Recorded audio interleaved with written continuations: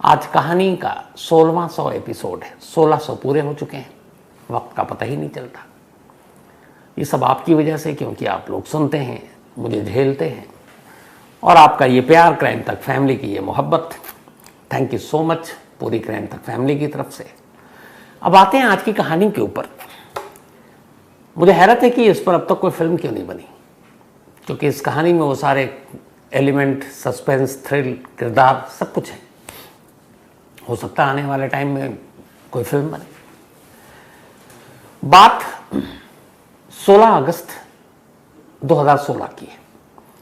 लखनऊ के अमौसी एयरपोर्ट, जिसका अब नाम बदल गया है, से गो एयर की एक उड़ान लखनऊ से मुंबई जा रही थी।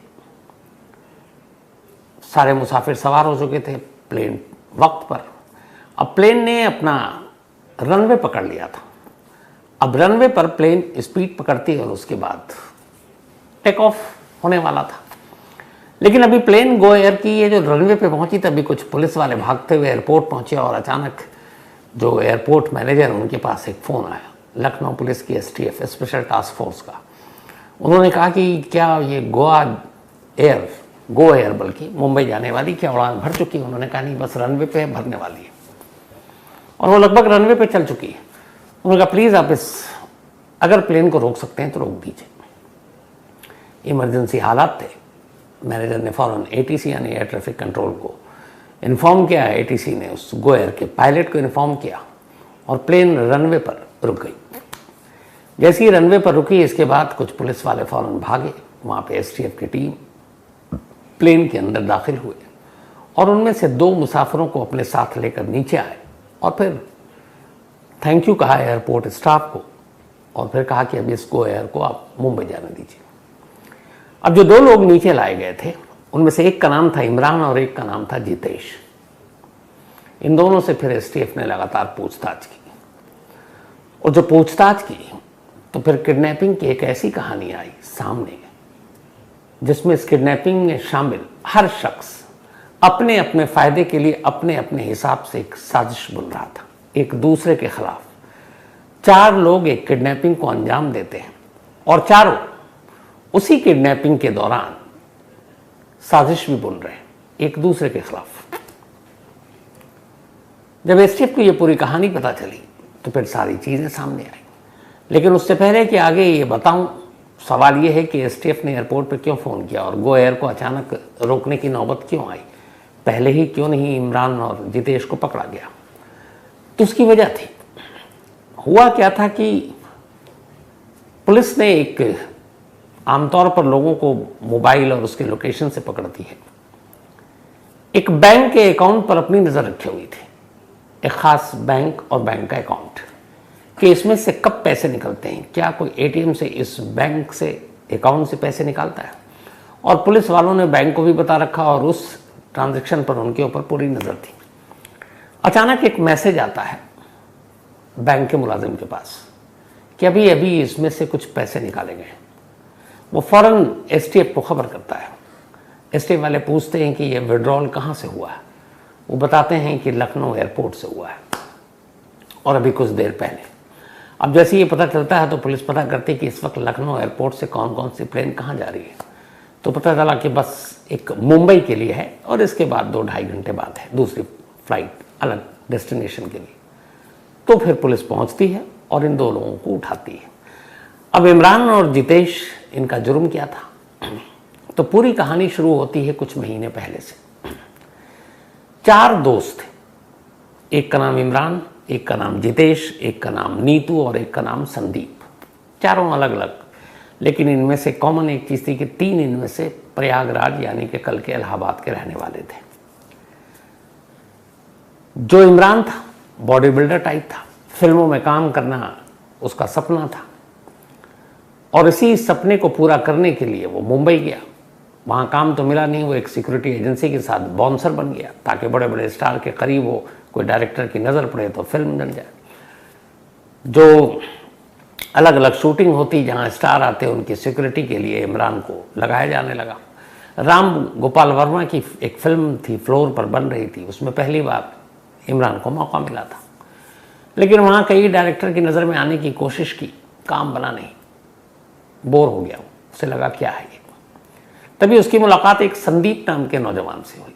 संदीप भी पता चला कि इलाहाबाद का था, उसका अपना रियल एस्टेट का बिजनेस था, लेकिन वो जिस कंपनी के लिए पहले काम करता था उस कंपनी ने वो सारे पैसे लेकर भाग गई जो संदीप अपने दम पर लेकर आया था।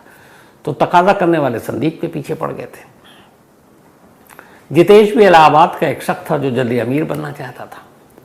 नीतू भी यूपी की थी और वो एक कौन थी, एक ठग थी।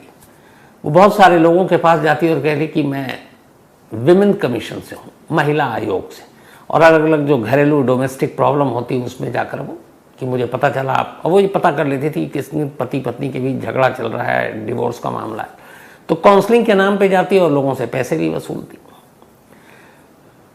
अब नीतू ऐसी एक बार बस से आ रही थी और रास्ते में इमरान और जितेश और संदीप बैठे हुए थे। नीतू से मुलाकात हुई, संदीप की नीतू से दोस्ती हो गई। अब इन्हें लगा कि हम लोग अगर कुछ क्राइम करते हैं तो एक फीमेल होगी साथ में तो काम अच्छा हो जाएगा।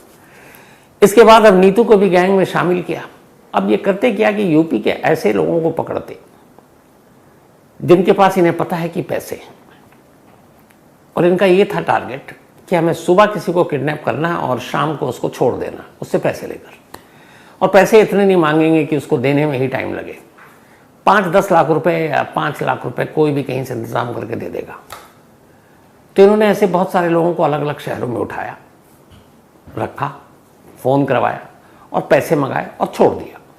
कुछ ने कंप्लेंट की पुलिस में, कुछ ने नहीं की।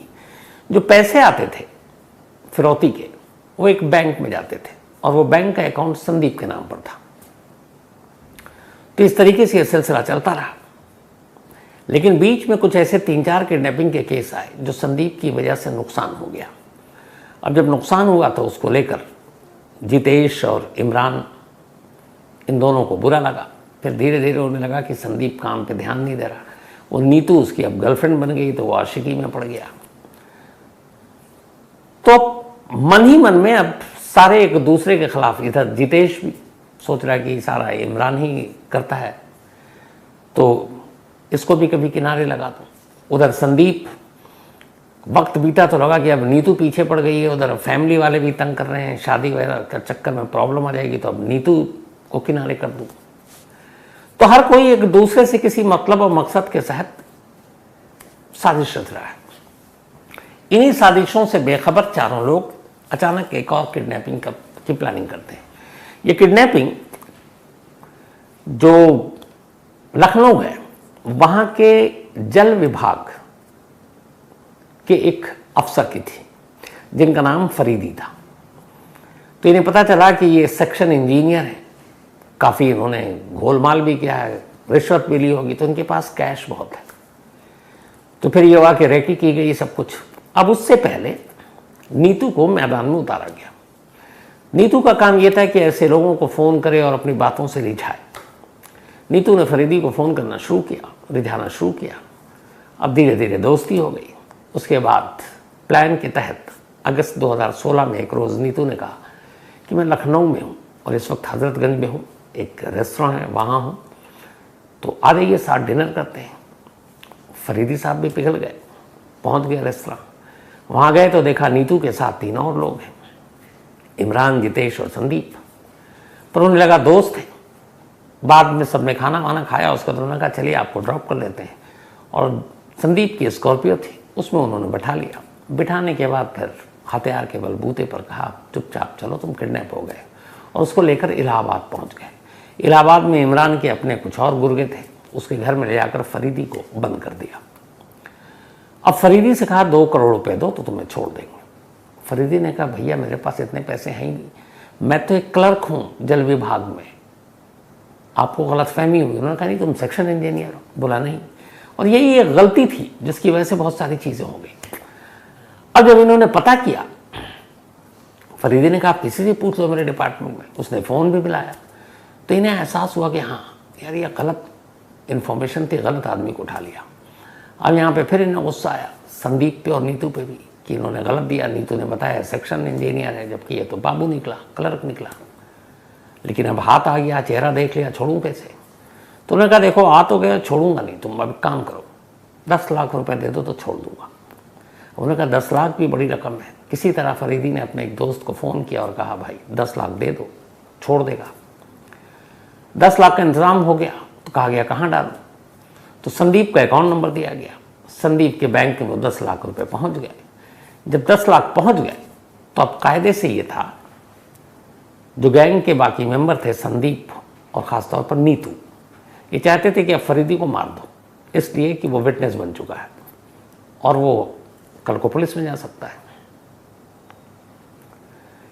इस किडनैपिंग से ठीक पहले चारों बैठकर अलग अलग बात कर रहे हैं, दो दो, कभी संदीप और इमरान है, कभी संदीप और जितेश है, कभी जितेश और नीतू है, कभी नीतू और इमरान है, और ये सब बात कर रहे हैं। और ये था कि ये 2 करोड़ तो आ जाएंगे, हालांकि वो गलत जानकारी निकली। लेकिन इसी बातचीत के दौरान संदीप ने इमरान से कहा कि यार इसमें फरीदी को तो मारना ही है, लेकिन अब नीतू मेरे लिए बोझ बन गई है, मेरी फैमिली तक को खबर पहुंच गई है, अब ये इश्क विश्क शादी वादी तो करूँगा नहीं, तो ये इसको रास्ते से हटाना है।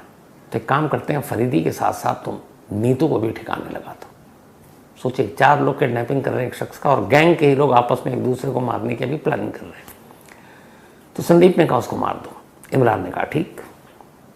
अब संदीप के बाद नीतू इमरान के पास आती है, कहती है कि चूंकि मैंने फरीदी से फ़ोन पे बात की है इश्क मोहब्बत की फांसने के लिए ताकि यहाँ तक आ सके, और अब कल को ये मुझे तो अच्छे से जानता है क्योंकि मैंने इसको बड़ी लंबी लंबी फ़ोन पे इससे बात करती थी रोमांटिक, तो मैं फंस जाऊंगी। तो एक काम करना है, इस बार पैसे लेकर, क्योंकि इन्होंने पहले पैसे लेकर छोड़ देते थे, तो उनका पैसे लेने के बाद फरीदी को ज़रूर मार देना, वरना मैं मुश्किल में आ जाऊंगी।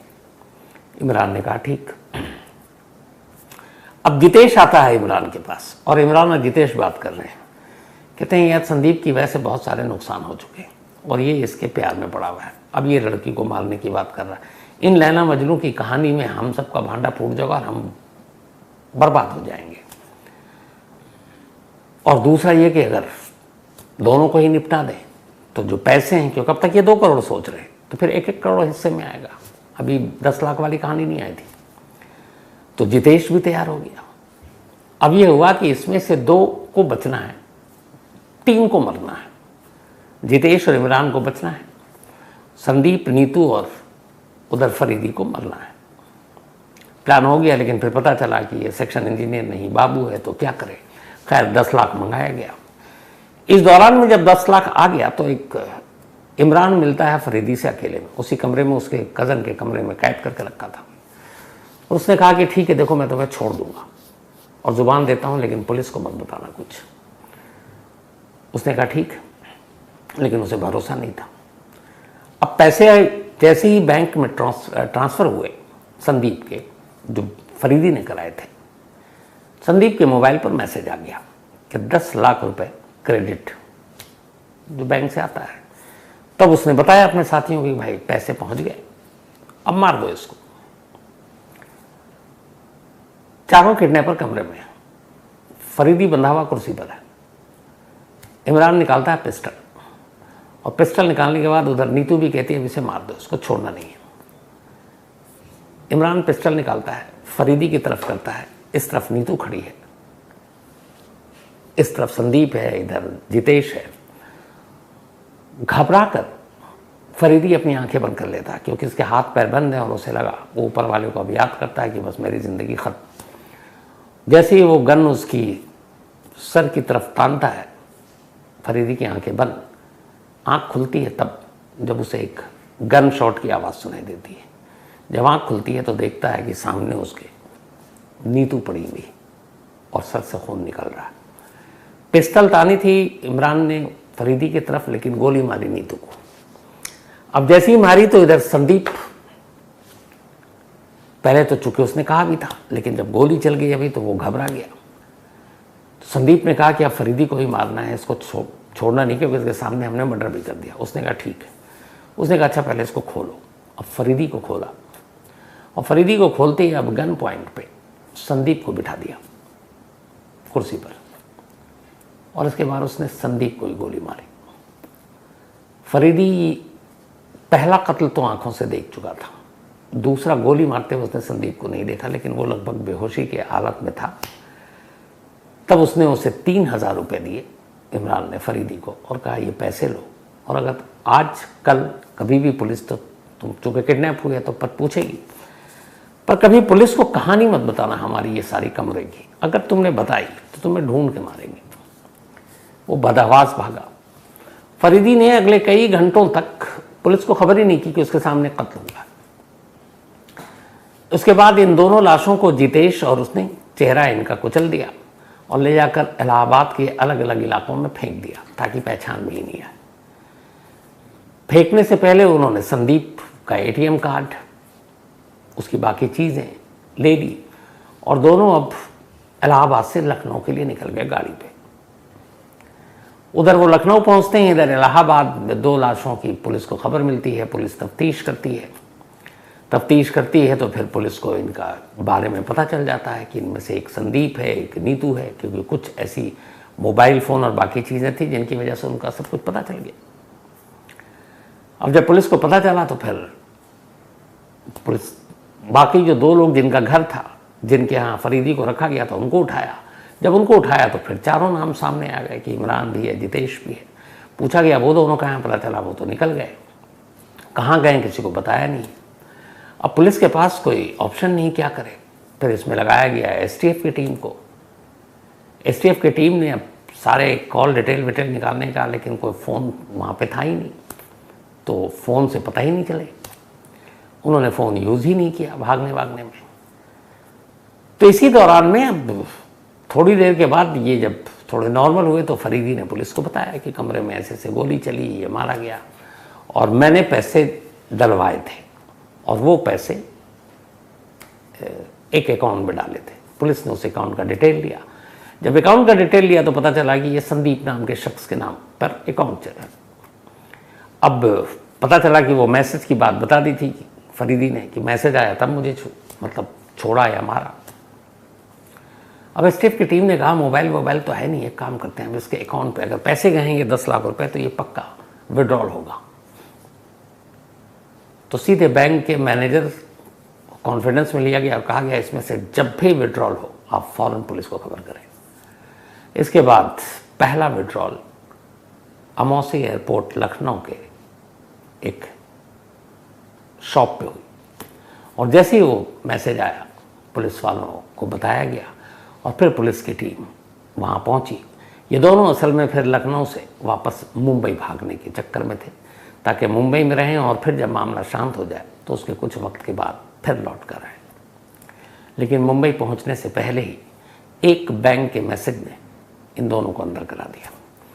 किसी किडनैपिंग में जिसमें इतने सारे लोग एक साथ इन्वॉल्व हों और आपस में ही लालच में या फिर गुस्से में या फिर प्लानिंग के लेवल पर नाकामी में एक दूसरे को ही मारने की प्लानिंग कर रहे हैं, और वो भी वहाँ जहाँ अभी उनको किडनैपिंग को अंजाम देना है। और कमाल देखिए कि हर शख्स अपने अपने दिमाग में फितूर लिया हुआ है, काम एक साथ कर रहे हैं, लेकिन ये है कि पैसे आएंगे तो इसका क्या करना है, इसका क्या करना है, इसको कैसे मारना, उसको कैसे मारना है। तो अपने ही 2 साथी का कत्ल करने के बाद जब वो भागे तो एयरपोर्ट पे यूं पकड़ा है। तो ये थी आज की कहानी ख़त्म करूं उससे पहले भाई अपना सिलसिला। आज एक तो पूरी क्राइम तक फैमिली मेंबर को आज हैप्पी विमेंस डे। हमारी तमाम महिला मेंबर जो भी क्राइम तक फैमिली से जुड़ी हैं और जो नहीं जुड़ी उन तमाम लोगों को भी हैप्पी विमेंस डे और हैप्पी महाशिवरात्रि भी। तो आप दोनों सभी को बधाई। अब इसी के साथ आज शुरुआत करते हैं। अंजलि, आज इनका जन्मदिन है, आज तो इनका बनता भी है क्योंकि आज विमेंस डे है, तो हैप्पी बर्थडे अंजलि। और ये भेजा है किशोर राउत ने। योगेश बत्रा, इनका भी आज जन्मदिन है, तो हैप्पी बर्थडे योगेश। ये भेजा है हर्ष बत्रा ने। मोहम्मद अमीन, इनका भी आज जन्मदिन है, हैप्पी बर्थडे अमीन। भेजा है इरफान ने। साथ ही मंजीत कौर, इनका भी आज जन्मदिन है, हैप्पी बर्थडे मंजीत जी। भेजा कुलविंदर सिंह ने है। अमन गुप्ता, इनका भी आज बर्थडे है, तो हैप्पी बर्थडे अमन, आप हमेशा अच्छे रहें। साथ ही पवन कुमार दुबे, इन्होंने कहानी की फरमाइश की। उमेश भुइया, इन्होंने थैंक यू सो मच आपका। Wasim Ahmad, thank you so much. Rajesh Kumar, Samastipur से हैं, thank you so much Rajesh. Akash Kushwaha, thank you आपका भी। इसके अलावा अजय कुमार, थैंक यू आपका भी। और दीपक कुमार बहुरा एक कहानी की फरमाइश की है। Vijay Kumar, thank you so much. और रवि सिंह बघेल, इन्होंने एक सवाल पूछा है, मुझे लगा कि पूरी टीम के साथ शेयर करूँ।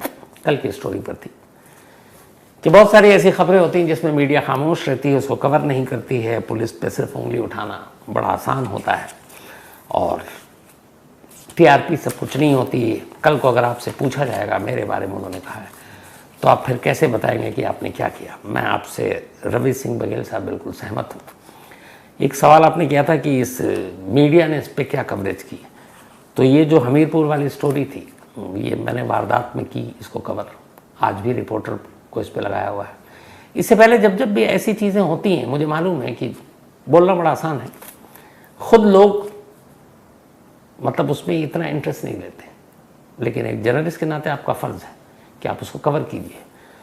तो पहले भी हुई, कवर की गई है, आइंदा भी जब जब ऐसी चीज़ें होंगी कवर करेंगे। लेकिन हाँ, आपके एक बात से मैं पूरी तरह एग्री करता हूँ कि मीडिया को जो रोल प्ले करना चाहिए ईमानदारी से, वो हम सब नहीं कर रहे हैं। और मैं बार बार कहूँगा कि जब मैं मीडिया कहूँ तो अपने आप को अलग करके नहीं कहता हूँ, अपने आप को शामिल करके कहता हूँ। तो आपकी बात से एग्री हूँ। अच्छा है आप जैसे लोग जागरूक, कम से कम हम जैसे लोग जो शायद भटक रहे हों, ऐसे मेल, ऐसे आप लोगों की बातें सुनकर फिर से ये हो कि नहीं जो गलत है वो गलत है, ये काम करने हैं और यही काम करो। तो हमेशा ऐसे ही रास्ता दिखाते रहिए। शुक्रिया आपका। तो कहानी में आज इतना ही। अब आपसे मुलाकात होगी कल रात 9 बजे किसी नई कहानी के साथ। तब तक अपना और अपनों का ख्याल रखिएगा। Thank you very much.